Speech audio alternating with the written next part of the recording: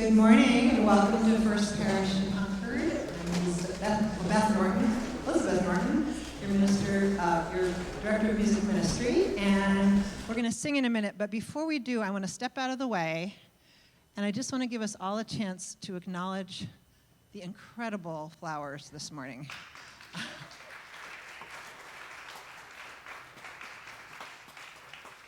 The wisteria and the banner and the wisteria, art imitates life, imitates art. It's just beautiful. I invite you to rise. We're going to sing a song that may not be familiar to you, but that we will then be repeating after the time of meditation and prayer. So we wanted to get it into all of our bodies and our minds beforehand. And I mean our bodies because the song is called Loosen, Loosen. The words are loosen, loosen, baby. You don't have to carry the weight of the world in your muscles and bones. Let go, let go, let go. I'm going to sing it to you. Yes, and I encourage you to move as you sing this. It goes like this. Loosen, loosen, baby. You don't have to carry the weight of the world in your muscles and bones. Let go. I'll sing a line to you, you sing back to me. Loosen, loosen, baby. Loosen, loosen, baby. You don't have to carry. The weight of the world in your muscles and bones. Let go, let go, let go. Let's sing that all together. Loosen, loosen, loosen, baby. You don't have to carry the weight of the world in your muscles and bones. Let go, let go, let go. You've got that part, great. And there's another part for lower voices if you want to try it later. It goes like this. Holy breath and holy name. Will you ease this pain? Try that. Holy breath and holy name. Will you ease this? One more time. And holy breath and holy name. Will you ease this? Let's go back to loosen, loosen. We might add a harmony. And you'll hear the lower voices coming in on the holy breath part at some point. I encourage you to sway and snap. As I said to the choir this morning, find that place in your body that's like tight, or the tightest place in your body. And sing to that part of your body. Ready? Loosen, loosen, baby. You don't have to carry the weight of the world in your muscles and bones. Let go, let go, let go. Loosen, loosen, baby. You don't have to carry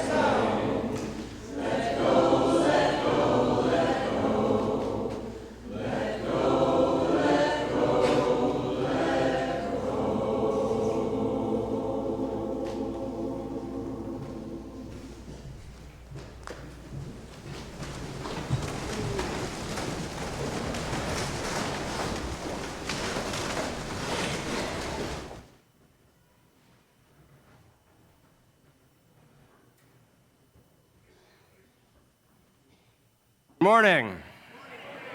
Whether you're here in person, joining us online, or watching later on YouTube, welcome to First Parish in Concord. I'm Reverend Seth Carrier-Ladd, your interim senior minister. My pronouns are he, him. And before I continue, you all can see that I'm formally and appropriately dressed for the service right now? Okay, it's really hot, so I'm going to take my jacket off now. Because there's no reason to torture myself, right?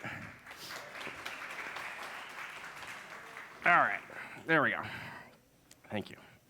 If you're online, please feel welcome to participate fully in the chat. If you're here in person and have questions about accessibility or the building, please see our ushers or any worship leader.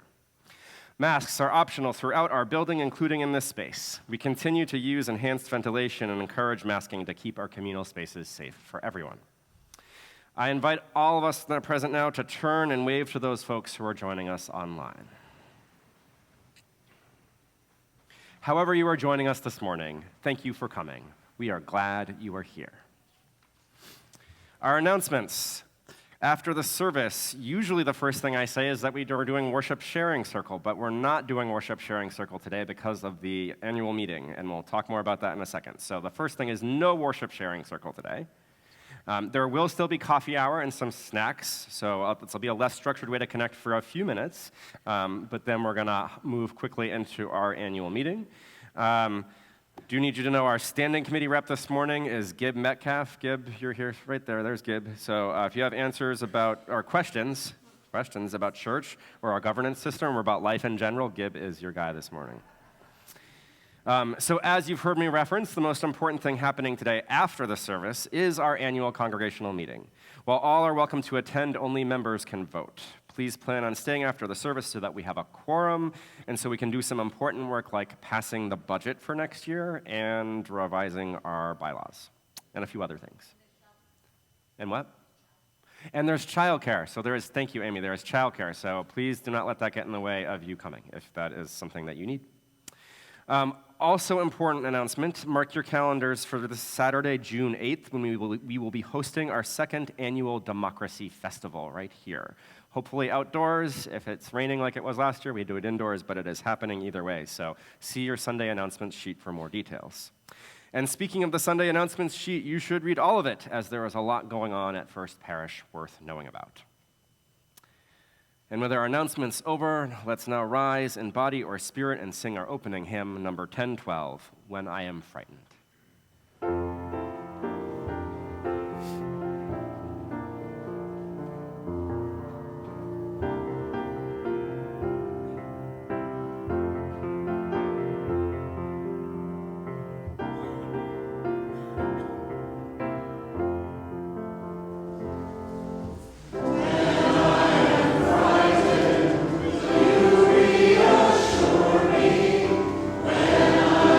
Certain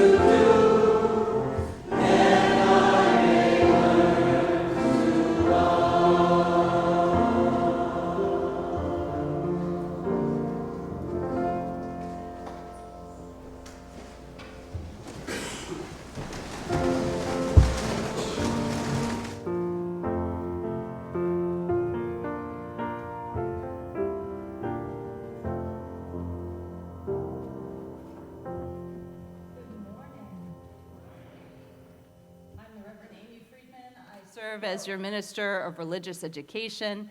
My pronouns are she, hers. Once more, the earth has turned toward the light of the sun. As we are bathed in the light of a new day, so may we greet the dawning of fresh promise. Once more, we awaken from our slumber as our bodies rise and stretch to meet the challenges and the pleasures of living.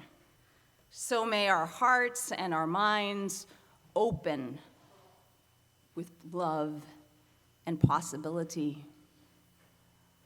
Once more, we gather for worship as we join our voices in word and song. May this assembly bring forth wholeness. Come, let us worship together. Today, we begin our time of worship by lighting a chalice. It is the symbol of Unitarian Universalism. It connects us to people of conscience around the globe who choose this faith as their religious home. Let's join together in our unison affirmation. O flame of our faith, open our hearts and fill our bodies and souls with persistent strength. Enliven our spirits and engage us deeply in this life of ours, this sacred, essential moment now.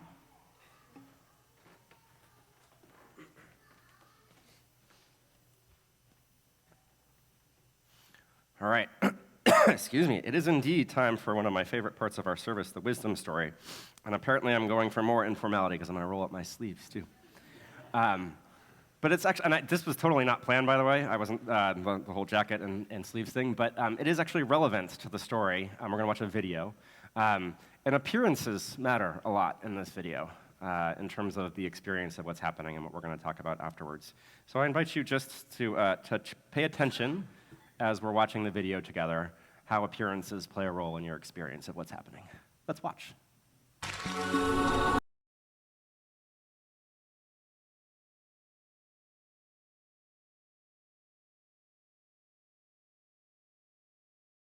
I just want to ask you to think about the assumptions we make and what we do about in all sorts of ways in our life. Because our topic today is everyday matters and how we function and be in the world. Mattering, not just in the big moments, but in the little moments. And if you were watching closely, you saw some judgment on some people's faces when Susan was coming out to sing. And some skepticism and some disbelief, maybe even some meanness, I don't know. And this is not a public thing, it's just for you, but just to think about what your reactions were or might be and how you've been in moments like that. There's not always a camera on us recording whether we make that face, right? Sometimes we make it internally. But it matters. The theme for today is it matters how we are in the world. And so just ask you to think about that and how you experience that video and what it means about how we are in the world together. Here ends our story.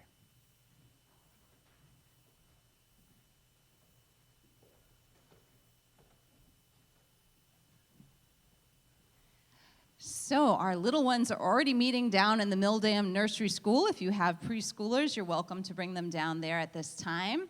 If you are in kindergarten through 5th grade today, we have a special program led by Rosalind Romberg about pollinators, bees, and beekeeping. And I'm so excited that she's going to be offering that today up in the Emerson room. So if you're in that age group, come on up with us.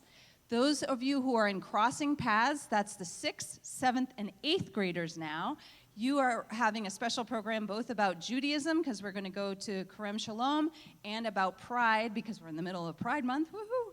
And so, but we're going to have you stay because we have a special new member welcome ceremony, and you'll just leave right after that ceremony because 2 of your teachers are new members. So much to celebrate. So now let us sing our kindergarten through 5th graders out to the Emerson room. Thank you.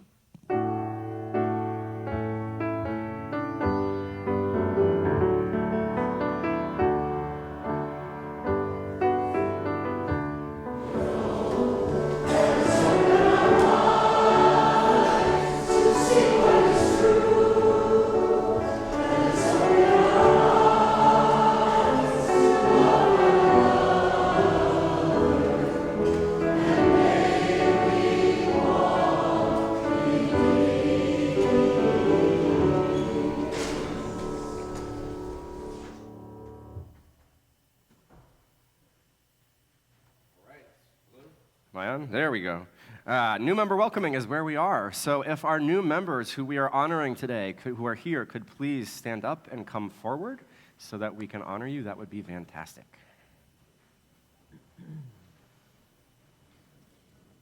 You just form a row facing everybody else up here. That would be great.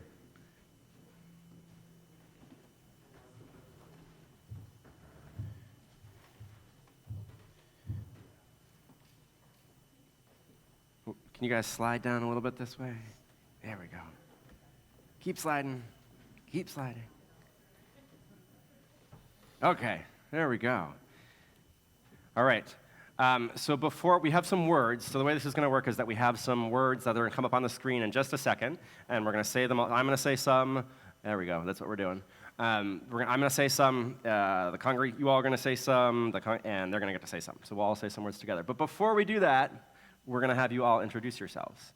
So I'm going to hand the microphone to you in just a second, and if you could say your name and your pronouns as a way of introduction, and then pass it on down, and we'll keep doing that. Rick Kameyer, he and him.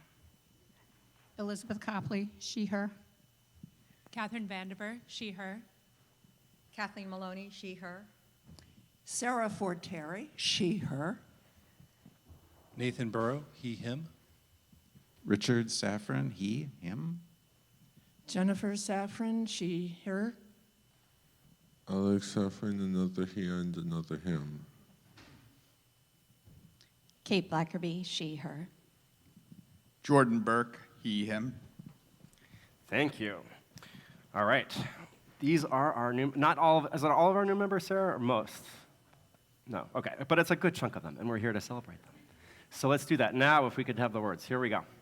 All right, so let's just, I will start with the minister words, and we'll follow along based on who is supposed to be speaking. New members. You who have joined First Parish and Concord take an important step in your faith journey. We are glad you have joined us. We offer you a warm welcome into the life of our congregation. May you find friends here. May you be of service here. May your spirit grow and thrive here. Congregation.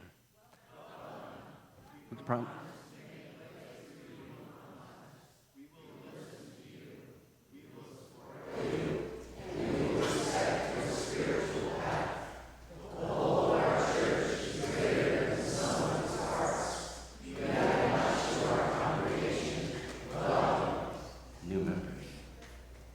We come freely and without reservation to join this congregation. We want to add our hopes and dreams to yours. We promise to support First Parish and Concord through our time, talents, and money. We look to you for guidance, fellowship, and support. We are glad to walk with you.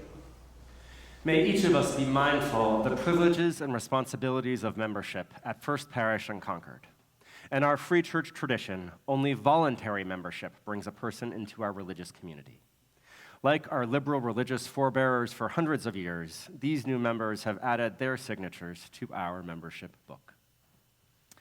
They take their place in a long line of freethinkers and heretics who dared to liberate religion from creed and crown. Our heritage is richer for their joining. And everyone all together, today and each day, we recommit ourselves to the work of Unitarian Universalism in our lives, our families, our church, and our world. Grateful for so many who have gone before us, we pledge ourselves to their legacy into this congregation. All right, let's give them a warm welcome.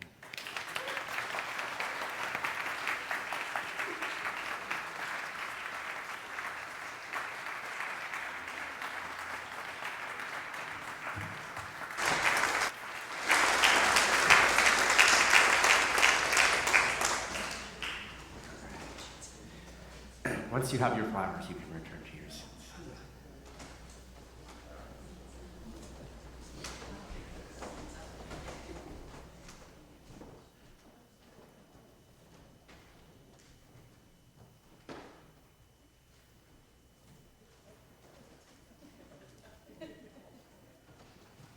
Oh, sure, I'll take one.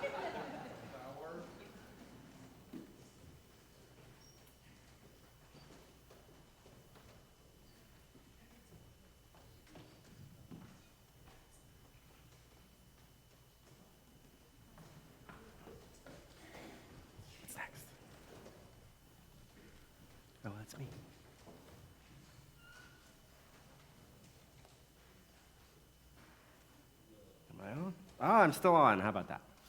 All right, moving on to our offering. Every month, we share the plate, sending half the money we collect on Sunday mornings to a worthy organization working to transform the world with love.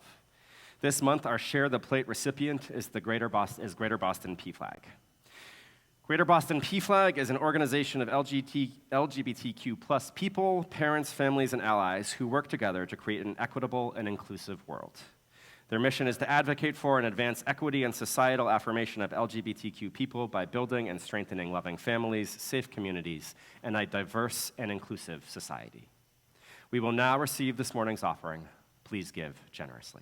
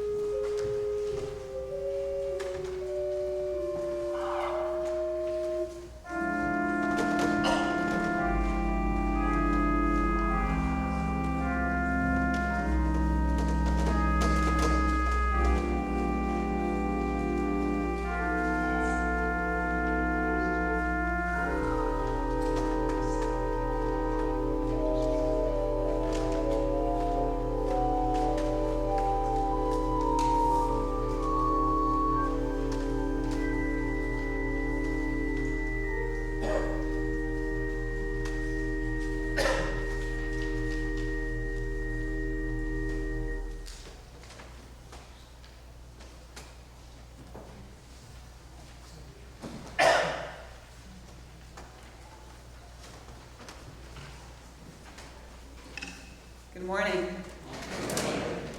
I'm Reverend Elizabeth Ide. My pronouns are she, her, and I am your acting minister for congregational care. The reading I have for you this morning is To Be of Use by Marge Piercy. The people I love the best jump into work head first, without dallying in the shadows. Swim off with shore strokes almost out of sight. They seem to become natives of that element. The sleek black heads of seals bouncing like half-submerged balls. I love people who harness themselves, an ox to a heavy cart, who pull like water buffalo with massive patience, who strain in the mud and the muck to move things forward, who do what has to be done again and again. I want to be with people who submerge in the task, who go into the fields to harvest.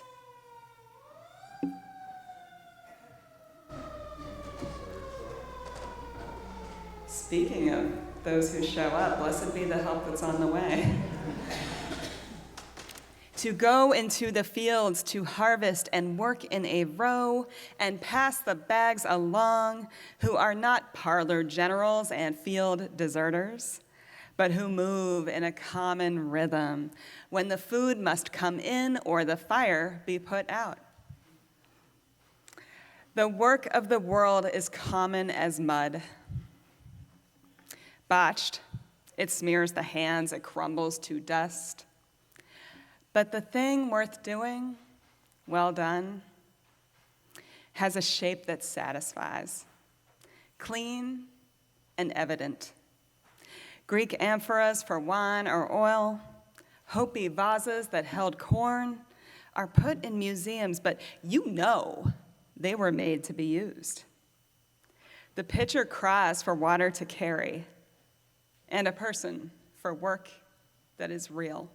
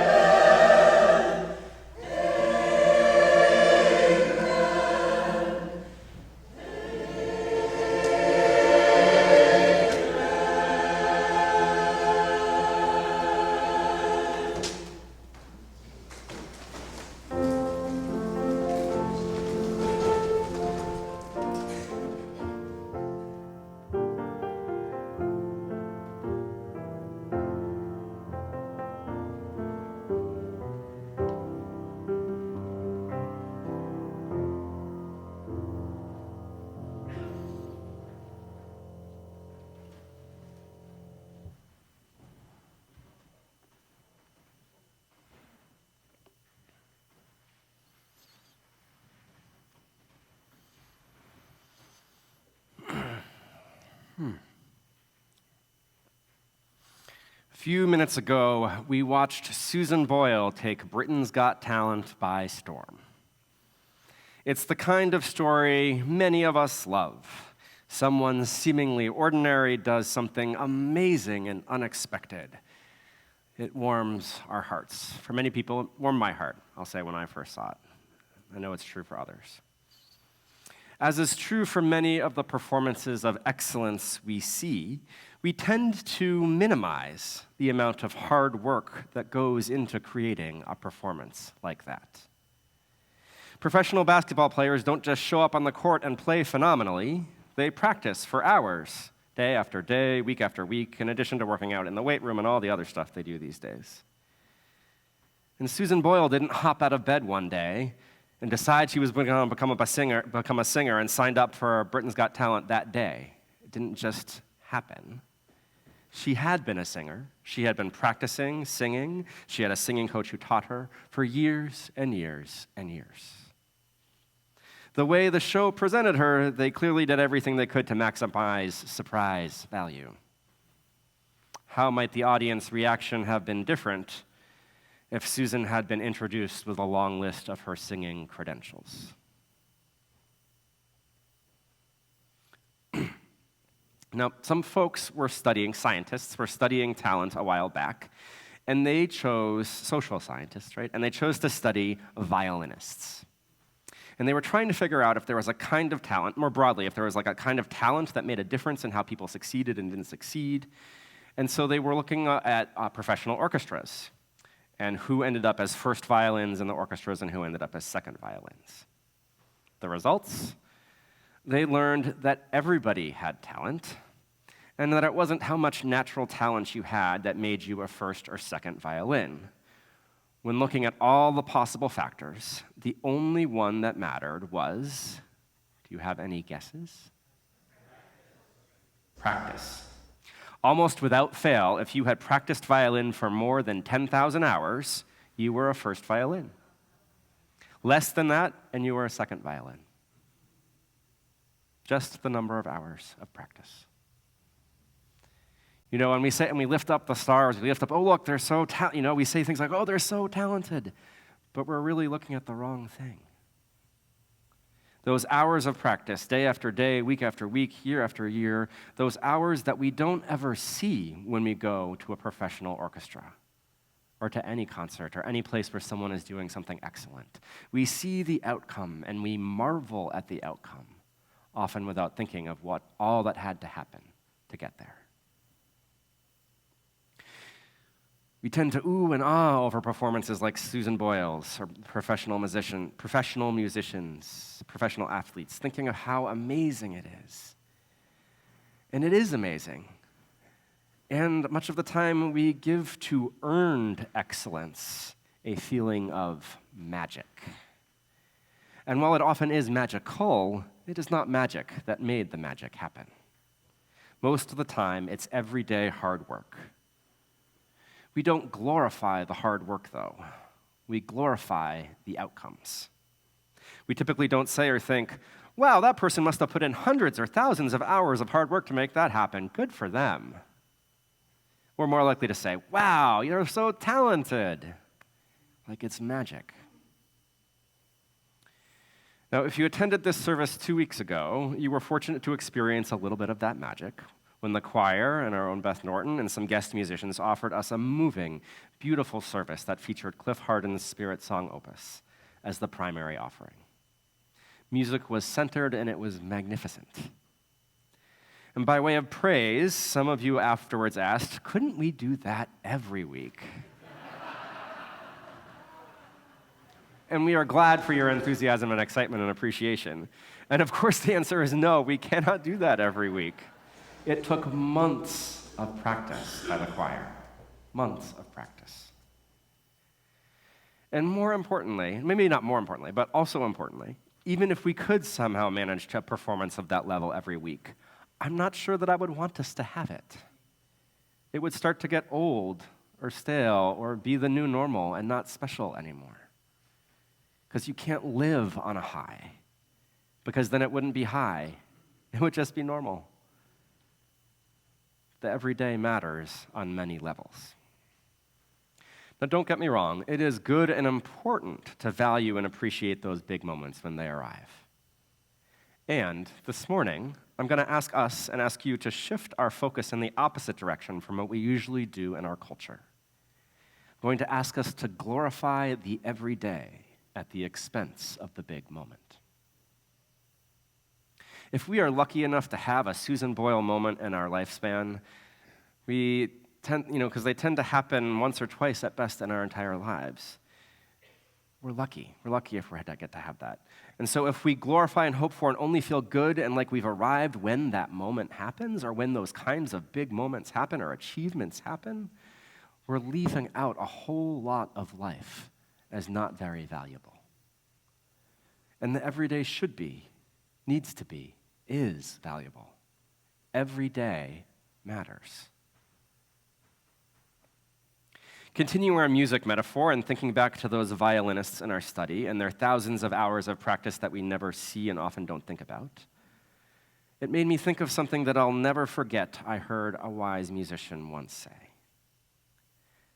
Practicing the cello? There is no practicing the cello.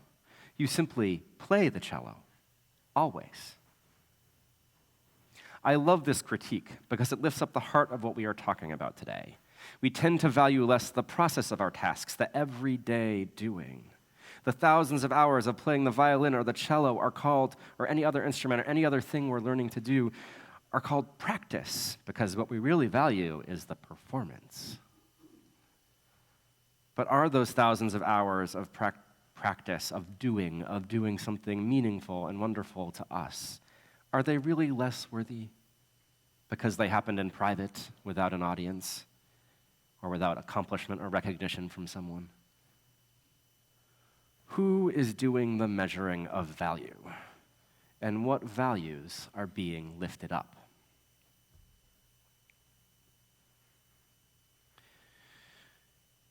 Valuing the everyday is countercultural in our culture. Our culture values accomplishments and success and task completion. We value money and prestige and wealth and performance. We don't tend to collectively value the mundane. We tend to take it for granted.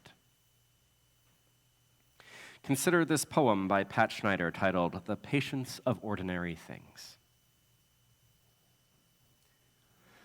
It is a kind of love, is it not? How the cup holds the tea, how the chair stands sturdy and foursquare, how the floor receives the bottoms of shoes or toes, how soles of feet know where they're supposed to be.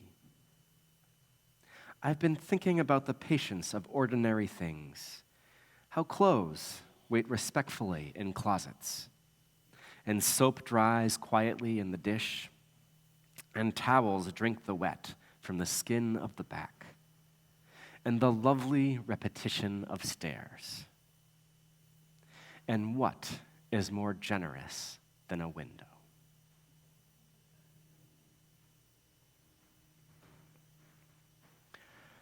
I love the perspective this poem offers, lifting up the value of everyday objects, things we take for granted in our lives unless they're broken or not working. What indeed is more generous than a window? And then let us also consider the last stanza again from our reading this morning, from To Be of Use by Marge Piercy.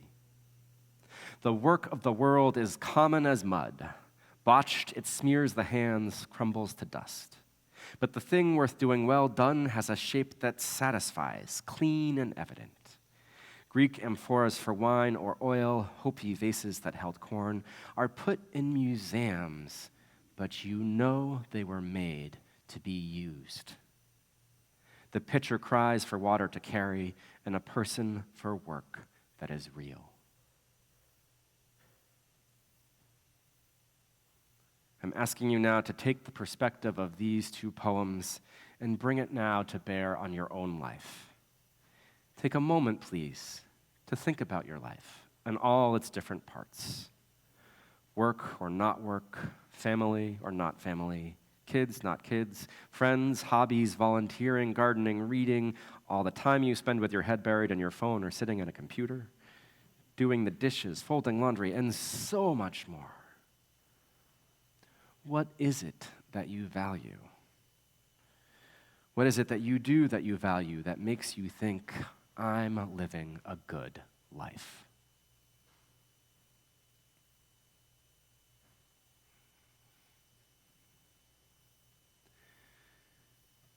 And then the next question is, what lens did you use to make that evaluation?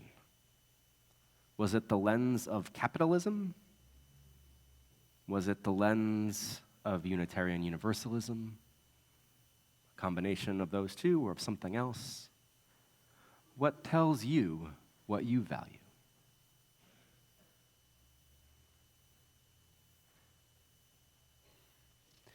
Maybe some of you are already here and on board, but my ask for you this morning is to at least add to your lens collection the lens of everyday matters having value. Because at the end of your life, is it going to matter to you more how much money you made or how big your house was? Or is it going to matter more the afternoons or evenings you spent with those most dear to you, whether that's spouses or kids or friends or chosen family? When you look back on your deathbed over your life, do you think it will matter more that you checked off 5,000 items on your to-do list that will never end and will still be unfinished, even when you die, or that you took the time to walk on the beach or in the woods, or that you helped someone in need?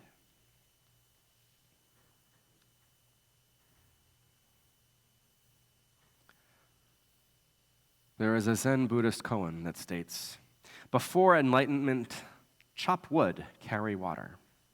After enlightenment, chop wood, carry water."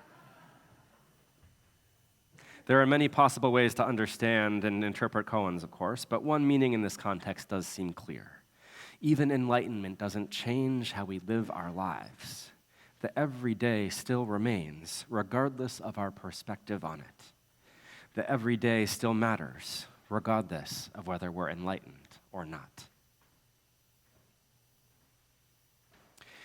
So maybe all this sounds good in practice to you, maybe not. But either way, what happens when the rubber meets the road? I had my very own chance to explore this morning when we were heading into church. With 4 kids, I build some wiggle room into my schedule so that I can make the 9 a.m. run-through we do of the service with the AV techs and the worship team each week. This morning, as sometimes happened, we wiggled right on through that wiggle room early in the morning. But no worries, we were out the door with just enough time for me to make it at 9 a.m. Until my youngest child peed through her diaper and outfit she was wearing. Now, I would like to tell you that I had a totally gentle, unstressed, calm, fully present response to this event. Unfortunately, I am on the pre-enlightenment side of the chopping wood, carrying water equation. Or in other words, I'm human.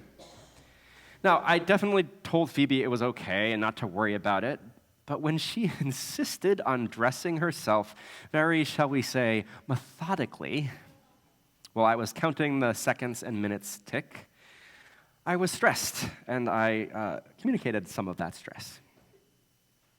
Once we finally made it to the car, I texted Beth that I was going to be late, and then anxiously monitored my arrival time on GPS for 40 minutes as I drove in.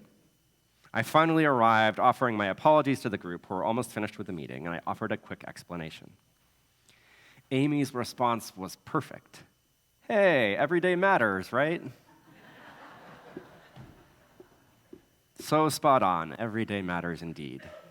And I did not do a great job of embracing that moment with gentleness and grace. Understandable, of course, and something that I still aspire to and try for. If we are intentional, though, and mindful of our values, we can sometimes do more of that bringing of kindness and grace than we might otherwise, even in the face of unexpected circumstances. And so I want to share a story about someone else who did a much better job of bringing grace to the moment than I did this morning. I mean, I don't want to make it sound like I was awful, but just they did a better job, right? They did a better job. So if you came to our Maundy, Thursday service, you heard me share this story already, and it's a story worth telling more than once, so I'm going to share it again now. And it's the story of a time when I was single, and well, I think I was, and it doesn't matter, because I didn't have kids was the important part, right? Didn't have kids, so I wasn't trying to manage all that. But I was trying to go drop something off for a friend of mine who lived somewhere in Philadelphia, and parking in Philadelphia can be very challenging if you've ever tried to park there. It was not easy. And so I was circling the block, and I had somewhere to be, and I was like, I really just need 5 minutes. And I saw this spot, and I was like, great, and I was like, oh no. But it was a driveway, right? There's a lot of buildings in Philadelphia that have little garages built into them. But then I saw that there was scaffolding in front of the driveway. I was like, perfect. They're not going to be going in and out, right? I can just park right in front of the scaffolding for 5 minutes. No big deal. I'll run in. Turns out it was more like 10 minutes because, of course, my friend had something to say to me. And I came back to my car, and there was a piece of paper under one of my windshield wipers. I was like, oh, man, I got a ticket. Crap. And I got a little closer, and it turns out that it wasn't a ticket. It was a piece of paper, one of these, about half of an 8.5 by 8 by 10, whatever the size is. And written on it was, "Dear officers, our driveway is under construction. Please do not ticket us. We have permission to be parking in front of our own driveway." So someone had gotten home, the people who own that house and that garage, and had seen that I was parked in their spot. And instead of being mad at me, I mean, maybe they were mad at me, I don't know.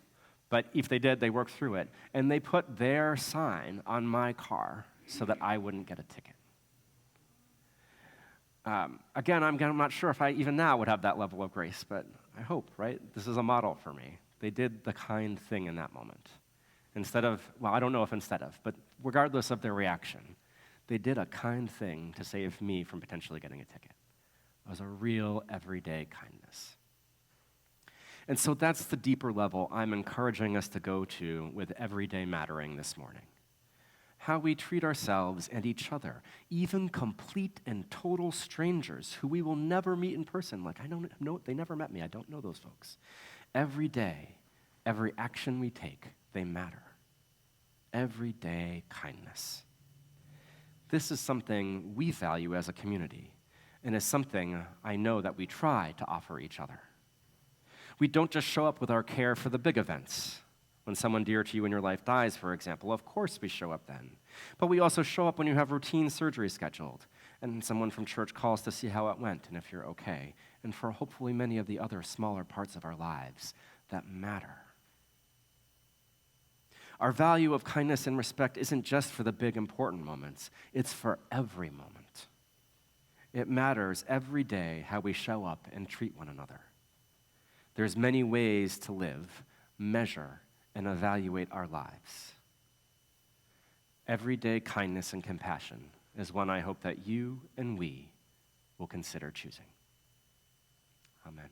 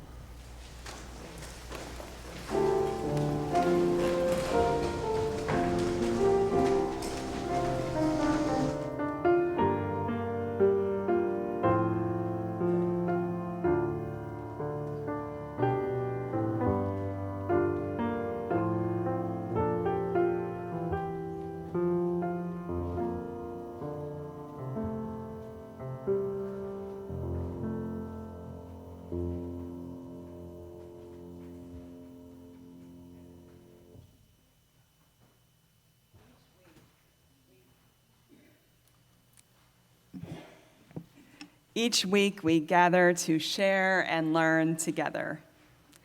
In doing so, we continually remind ourselves that love and support are renewable resources, ever abundant and accessible to give and receive.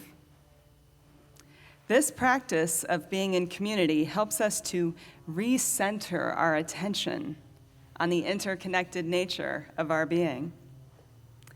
And so we are here to share in one another's joys, sorrows, and turning points that brought us to this place in which we are gathered, with open minds and loving hearts. Today we hold in our thoughts Jan Power and Peter Noble. Peter's mother, Kathy Noble, is recovering after a bad fall last week. May Kathy be tended by skillful hands and held in comfort throughout her healing process. And may Jan and Peter know the support of a caring community. We also hold in our thoughts our newcomers, new members, and visitors.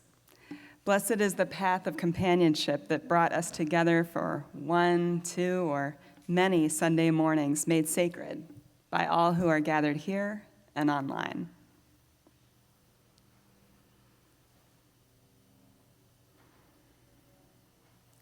Into this sacred space, I invite each and all of you to share the names that you are holding today, either by typing them into the chat or saying them out loud in the space that you are in.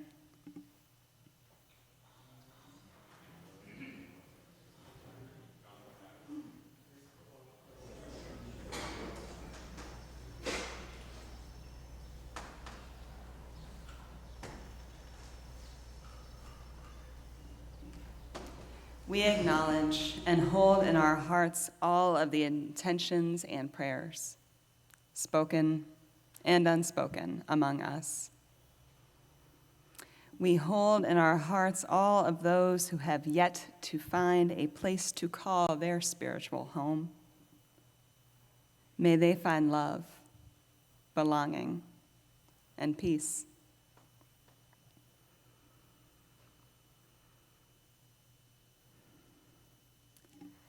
Our prayer continues with these words adapted from those of Leif Seligman. Loving God of our understanding, we pause in the stillness to rest for a moment, to quiet ourselves so that we can feel what stirs within us. Each breath draws us closer to the pulse of life, and with each exhalation, we make room for something new. May we find in this gathering the comfort of those who care. May we encounter patience along our growing edges and compassion in our most vulnerable spots. Here, may we find the inspiration and encouragement we need to face our challenges and nurture ourselves. And in the presence of suffering across the globe, may we redouble our efforts to practice kindness where we are, with the hope that the warmth of our actions travels like the light of faraway stars. May our gestures of compassion and generosity seed possibility. May we travel humbly with one another, choosing reconciliation over resentment as we try to live right-sized. When life presses in and shifts us off balance, when pain assails us, when frustration mounts, may the rhythm of our breath steady us and bring us back to a place of gratitude.